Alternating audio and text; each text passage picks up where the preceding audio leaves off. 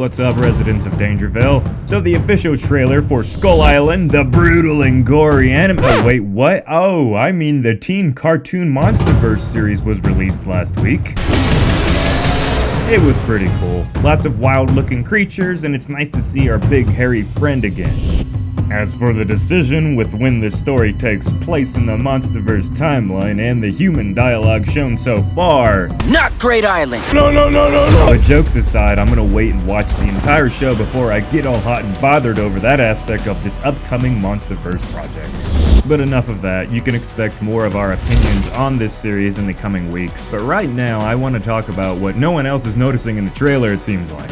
Everyone's just too busy focusing on the quick glimpses of the creatures or the cringe dialogue, and everyone might be missing out on what could be a tease or hint towards what was maybe the largest monster that we would have ever seen in the MonsterVerse, even dwarfing the mysterious creature whose skull had the axe planted in it down in the Kong temple. Make sure to stomp that subscribe button if you think all boys are useless, and give the video a big ol' Kong-sized like if you are at the very least excited for the lore that we will get in this upcoming Skull Island adventure. Let's get to it, everyone.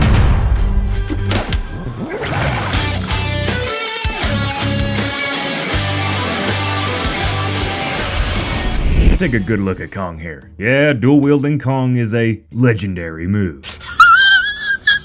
It's pretty badass, no denying that. Not as badass as some of the weapons we had him use in this video on the screen now, so make sure and go check this video out at the end of this one. But still, I can't wait to see who's on the other side of this fight in this series. Alright, let's pan out some with this image.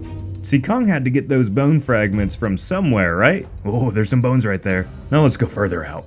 You guys seeing what I'm seeing? That's a freaking ribcage, my brothers and sisters. And a massive one at that. So how big is Kong in this new series?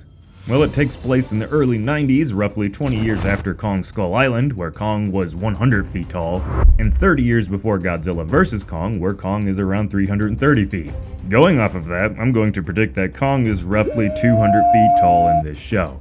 If that's the case, then this ribcage, which looks to be about twice as wide as the height of Kong here, would put the distance between the two sets of ribs around 400 feet across.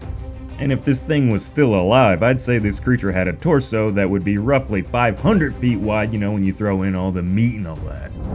Big enough to cradle Godzilla like a baby inside of it. Now guys, this is the internet, so I have to be quick to say the obvious common sense thing here. This is a cartoon. And in the world of filmmaking, it's very likely that someone simply didn't think about it that hard.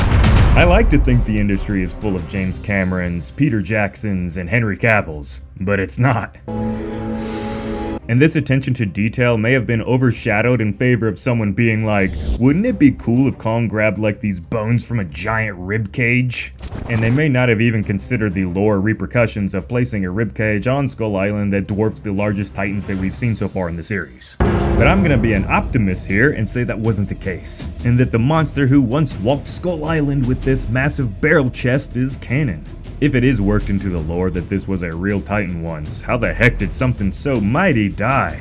Well, Godzilla vs. Kong could have shown us the answer to that. It's stated in the comic Kingdom Kong that the ape's massive 300-foot plus size was killing the island slowly. He simply was just like too large for it to support him anymore.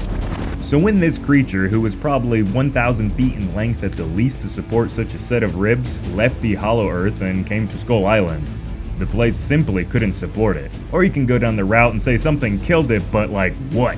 I'm really hoping there's more to this scene than just an attempt to look cool to the viewers, and it would be amazing for the MonsterVerse lore to show that even in a world of giants, there's always a bigger fish. So let me know down below if you think this will be a canon monster or if it's just some artistic, well, you know, they just threw it in there for shits and giggles.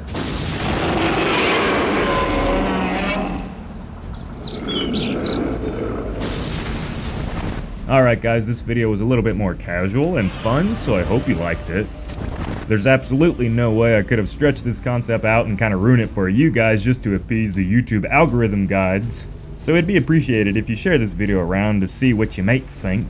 This Skull Island show's fate has yet to be fully understood, I think, but feel free and stick around with me here at Dangerville as we slowly uncover its true potential or lack thereof. Alright guys, thank you for your time. Later!